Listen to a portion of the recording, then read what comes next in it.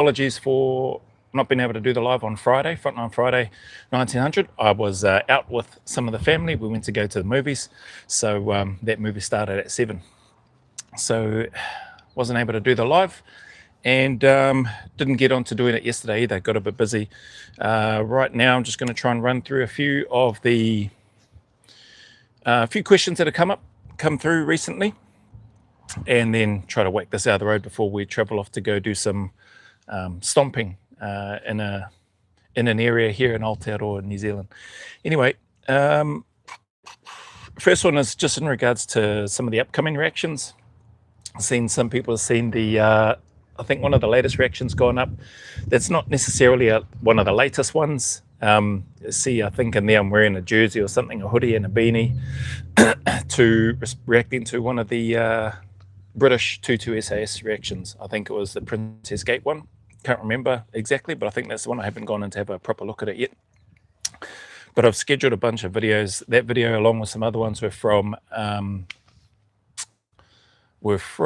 the previously memberships only or members only section. So you'll see a number of those, and I only realized after I'd been doing a whole bunch of other videos or reactions, here's the police, that that I had a whole bunch of videos that weren't made available, or that weren't showing, that were showing up as private. So I had to go through then and then schedule those. And what that's done is that's freed me up and allowed me to, to spend more time with the family. So anyway, that's that on the upcoming reaction. So some of the members, if you see those videos, that's why. But probably for the vast majority, it's probably going to be the first time a number of people see those reactions. That's that. Waiting for a response. I had a few people ask me about the Ben Robert Smith video reactions that I did. I believe that was to the ABC, Blank and Arian BS Constantly channel or media outlet there in Australia, because they can't find them. And the 2 videos that I did, or the reactions to them, have been blocked by YouTube for some reason. So I don't know. Looks like they've been blocked for quite some time. They've got several thousand views or whatever of them. Not that that's the intent, but it's surprising. I don't know why they've been blocked. So I have reached out to them, asking what the story is, and wait and see what YouTube has to say, if anything. They may not respond at all, but I've sent in a query asking why they've been blocked and if I've done anything wrong. Doesn't bother me if they're can't be monetized or whatever. Yeah, but would be interested to know why those videos are no longer available for people to watch. Probably the one that's people have been asking a lot about has been the terror attack at Bondi Beach. Asking when I'd be doing a reaction to that. Don't know if I will be doing a reaction to that. Pretty heartbreaking, that, to be fair. There's lots of stuff out there on the internet about that already. Massive shout out to the local store owner, I think his name is Ahmed, who disarmed, I think, well, from the footage that I've seen, it looks like he disarmed the father. Would have been nice if he had kneecapped him as well, so he couldn't crawl back or get back to his son. But, and again, massive shout out to, right or wrong, that's my thoughts. It's the initial immediate thought that I had when I saw that video. Just massive respect to Ahmed, and hope he makes a quick recovery.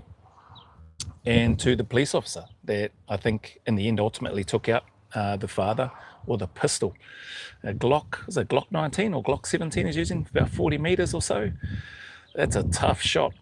But yeah, clearly he's been putting the work in, and just, yeah, glad that he was able to intervene the way that he did. And then who knows what will happen after that. But pretty heartbreaking, not pretty heartbreaking, devastating and heartbreaking for the families, those that were there, the friends of those loved ones, the first responders that have been impacted as well, and just the country as a whole. So, plenty of lads over there, non-SF and SF, travelled away overseas to try to prevent all of that stuff getting, or being present on their doorstep there. And I know they'll be hurting a heck of a lot, particularly those that did multiple rotations in and out during the GWAT. So, and I think people everywhere, like all over the world, especially coalition forces, that will be feeling for Australia and those people at the time. I'm blessed, privileged, fortunate to be a a proud dual citizen. I still back the Kiwis whenever the Kiwis and Australians are playing, but man, there's just something about having the privilege to be an Anzac, for me personally, that hits different, and I don't think I'll be, I don't know that I'll be doing any reactions to that stuff anyway. So appreciate those that have reached out, appreciate those that have checked in as well. It's been received, with a lot of gratitude and respect, so thank you for that. Last couple of things here. This one's going to be relatively short. Don't know that I'll get through if there's any questions popping up. I haven't even been having a look yet. So one of the ones that I wanted to get to was in regards to the military, if it shows up here. A person that was on one of the last lives, I think either last week or 2 weeks ago, they had a question. I'm not going to mention what they go by on YouTube because they didn't want to put this question up on there during the live. They could have. I would have given my 2 cents on it. But this person's got a question about, he says it didn't want to bring it up on the public, didn't want to bring it up during the live because some people don't want to talk about it. And I respect if you don't want to also. It doesn't bother me. I'll talk about it if I had known. This person's got here, I just wondered if you had an opinion on the NZDF continuing to require the COVID vaccine in order to serve. I had no idea that was still a thing. I mean, my take on when COVID and that came around, and I was working as a general manager for a service called Hohepa Services, an awesome service that provides care, 24/7 care to those with intellectual disabilities. That was a requirement, like staff and that had to get the vaccine. My initial take in response, which I might be able to link to this particular query here, was I had a whole bunch of inoculations and vaccines whilst I was in the military anyway, and one of the ones that stands out was the anthrax inoculation vaccine, whatever, I can't even remember what it was called, but it was we just called it the anthrax injection, and we had to have that before we could deploy to Iraq, as an example. And when COVID came around and the need to have a vaccine in order to be able to work, that was important. But the other part, in terms of the role that I had and working with the people that I was with and the people that were in our care, was more around, well, if we want to be able to serve them and continue to look after them and provide them with the level of care that they need, well, then I need to get the vaccine. So I had no issue with it personally, but we did have a number of staff that were resistant to and that didn't want to get the vaccine. And I think sadly, ultimately, some of them were stood down from their role. Right or wrong, that's what happened at the time. Those were, I guess, the rules that were being made at the time, or at least what was being touted or put out there. So so I did it. I didn't have any issue with it, just largely because of the bunch of stuff that you get jabbed and poked and prodded with in the military anyway. So that was my take on it. In terms of the NZDF continuing to require it, I don't know why that is. If they're still requiring it, I think if I was still serving and if it was still a requirement, I probably would still get it. I can't remember the last time I had a booster. It's been a few years since I've taken or had a booster. I think I might have only even had one booster at the time, maybe 2, whatever it was. And then once things changed and then that wasn't a thing anymore whereby you had to, I just stopped because I thought it was all humbug anyway. But anyway, right or wrong, that's my take. This person's got here, it's been years since it was justified to be in the baseline. As it stands now, correct me if I'm wrong, that no other Five Eyes allies require it. Some have even issued apologies, offered jobs back with back pay. That's cool if they have. I know nothing about that. I can't correct you if you are wrong. Reference the Five Eyes allies and COVID no longer being a requirement. It's hard to see this carrying on in NZ while other countries have moved on. Surely it's detrimental to recruiting. I'd say it would have some sort of impact, in terms of recruiting, especially those that genuinely want to serve, but may be very resistant to wanting to receive that inoculation or vaccine. I suppose just on that, there's probably, depending on what happens, and I don't know if it's still the same now, depending on what happens, there's probably still going to be requirements in and around vaccines, inoculations, all that sort of stuff. with regards to service in the military, and there may be some people that don't want to have those, which that could impact their ability to serve, or at least in my case anyway, would have impacted my ability and those that I was serving with at the time to deploy. And right or wrong, selfish or not, it's like I'm not missing out on deploying just because I didn't get the anthrax inoculation, whatever it was called. So yeah, but I can hear what you're saying there in terms of I suppose New Zealand's position. I don't know New Zealand's position. I haven't looked into it, even after reading this message last week, a while ago. It's got here, I was discharged for refusal. Okay, there you go. So yeah, that's gutting. Like I said, that was just sort of the way of the world at the time. People were losing positions and jobs if they weren't willing to get the vaccine. It broke my heart, yet I don't regret my decision. Good for you. Yeah, I'm sure it must have been, yeah, really, really heartbreaking, as you mentioned there. And it's cool to hear that you stand by your decision. And so hopefully something changes whereby you can get back in. I don't know. I don't even know if you've gone down that route to try. The current science has reinforced this. I hope for a day when it will be removed and I can get back to serving. Okay, even in my role as infantry territorial. Awesome. Okay, that's cool. So serving as a TF, reserve part-time soldier, and then yeah, Phyllis signs off with a few nice words at the end. So yeah, appreciate you. Thanks for sharing that and for sending it to me. I'll respond to you. You sent this in a private message, which I haven't responded to him yet. I thought I'd wait and do it on the live on Friday, but I never got around to it. Didn't get to it yesterday. Doing it today. So yeah, appreciate you, bro. Thanks for sending that through.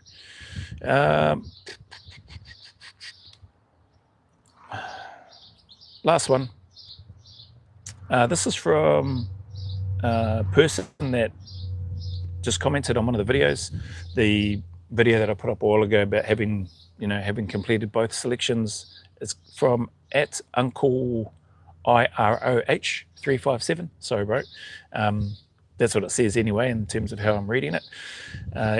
He's just got here. If you've done both tests while being experienced, what's technically more difficult? What's technically more difficult between the NZ selection and the Australian one? I gave a brief response to him. From my experience, neither of the selections in NZ or Australia are technical. That's just my take anyway. It's just a lot of hard work, and probably the most technical aspects about both selections, in my opinion, is the navigation phases and the need to, you want to be as well prepared as you can be for the navigation on both selections. I've spoken about a number of times on the New Zealand one. I was definitely not as well prepared as what I could have or should have been, but managed to scrape through. Like my good friend Dale mentioned, he said his nav wasn't too crash hot, I think, in the first Among Equals video, so he had to be quick on his feet. I was definitely in that category, and probably a reason why, without necessarily knowing it, but probably a reason that a piece that came in real handy, the work that I did in preparation for it, with building up to a very heavy pack for me, probably paid a lot of dividends in the end. So technically they're not really that technical, if I'm being honest. I think if I was going to say which one's technically more difficult, I would give the slight edge to Australia, to the Australian selection, and I'll try and explain why that is here. Not because of the heat. So the person would come back and say, oh, is that because of the heat? Nah, again, the heat, it's not technical, it's just environmental. Some might say, oh, if I was using that, then some people might say, well, then wouldn't New Zealand's be more technical because of the cold? They probably just sort of cancel each other out, really, the environment. So I don't consider the heat or the cold to be that technical. It could potentially have an impact on your ability to do tasks that may be a little bit more technical or challenging because you're dehydrated or exhausted and that sort of thing. But again, the same could be said, about cold weather. So where was I going with it? I think technically a bit more, I'd give the edge to Australia, more so because my experience, there's a not because of the duration of the selection either. Australia being 21 days, NZ being 8 to 9 days. But just because there seemed to be, which I found really interesting and cool, a few more elements during the actual Australian selection that were tested, which aren't necessarily tested until you get onto cycle in NZ. So there's the isolation piece and being alone in NZ. That's probably the vast majority of the selection, in my opinion, which is cool. In Australia, they've got that element. They've got the large team and small team element, and then they've got all of the, I suppose, especially in the lucky dip phase, they've got some of that leadership element in that as well, which everybody needs to be able to step up to. So everybody rotates through being a patrol commander. You don't know how long you're going to be that for. You're getting the instructions, you're leading the team, you're pushing the team when you need to, and you're trying to look after and care for that team that you've got. It's just a hodgepodge team that's been thrown together from people that are part of that selection. You don't get to pick and choose which team you're in, and then they'll just rotate around and appoint people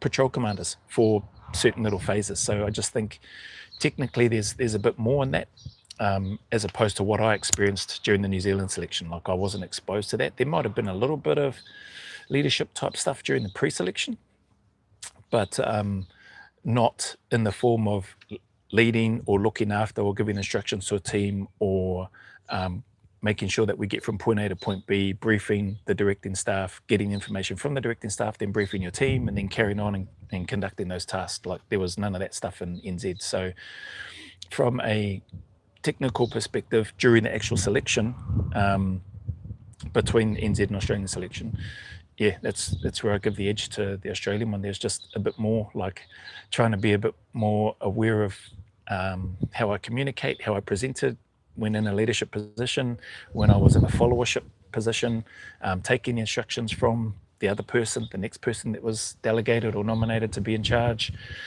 Could I work with those team members? There was at least one person in my team that I was with that I just really didn't like. He was grating on me. He got through. We ended up going through passing selection together, passing cycle together, getting badged. We went to the same squadron. He went to a different troop though. I still really didn't have that much time for him, to be fair.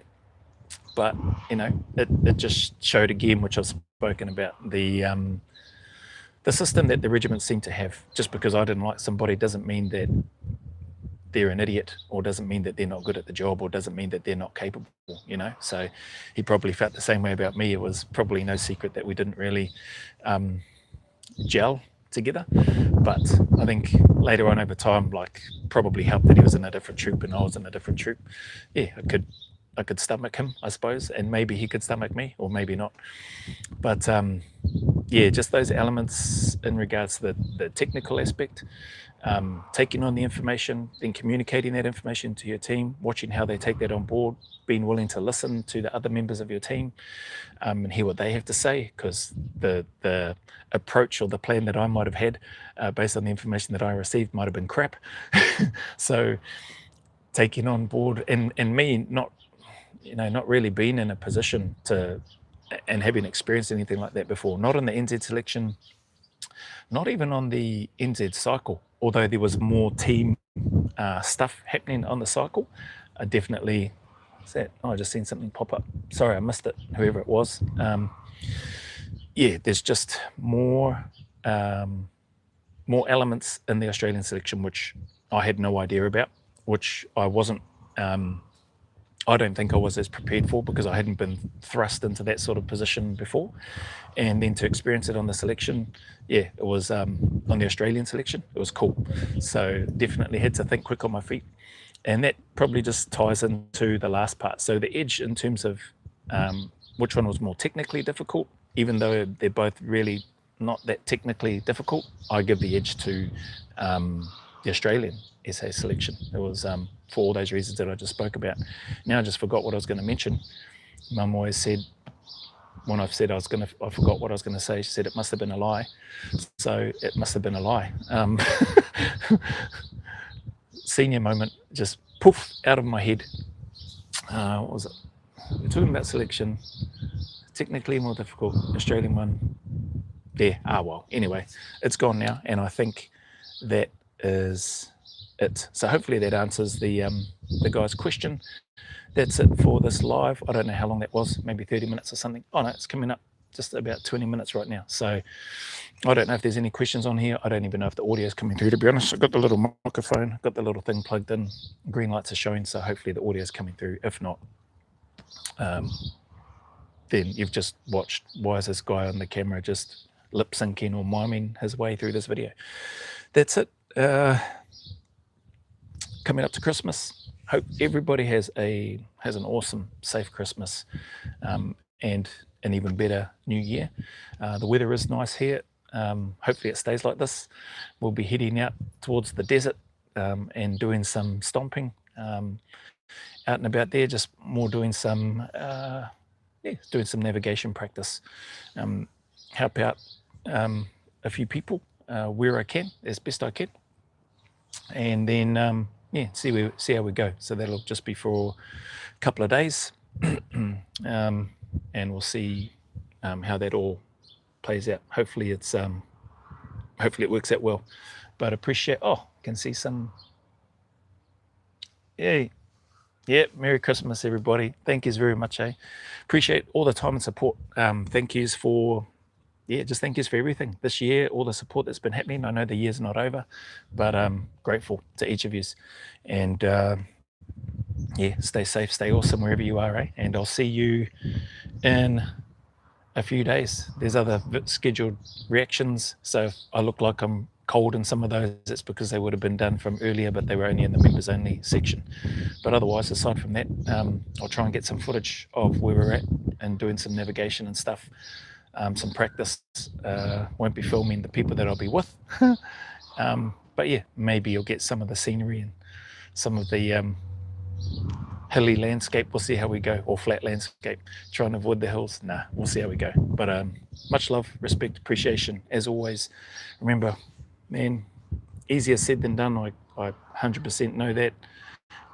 The message being the same and what it is from me to those that might take the time to listen is always the same. But given what's happened in Bondi and what's happening just around the place, even with Syria and the US and stuff, and the loss of the 3 American soldiers, the soldiers and the interpreter, 3 US lives, the Ukraine and Russia thing still going on, stuff happening everywhere, It's and likely impacts a heck of a lot of people in many different ways. But yeah, just all I can say is the same thing. Just keep turning up, keep staying in the fight, put one foot in front of the other and take one day at a time. Sometimes just switching off from some of the media, for me anyway, is what I find I need to do at times, and choosing to not do any reactions or posts in regards to the Bondi terror attacks is one of those things for me. Not because I want to pretend it doesn't exist, but yeah, it's just pretty heartbreaking to watch and listen to that and listen to the accounts. So whatever works for you, if speaking to people helps, if being with friends or family helps you process and get over and work through whatever challenges you might be going through at this time, and just do those things, do what works for you. But don't give up. Keep staying in the fight, as hard and as lonely and as miserable and as difficult as it may seem and as it may be. So with that being said, as always, go always a little further. Remember, who dares wins and who cares wins. And until the next video, there's a big mana wave coming from me to you, filled with my aroha, respect, appreciation and gratitude for you all.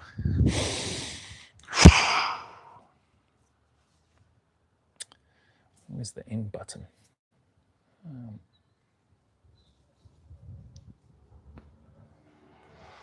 Bloody useless, that thing. Sorry, still trying to find the end button. There it is.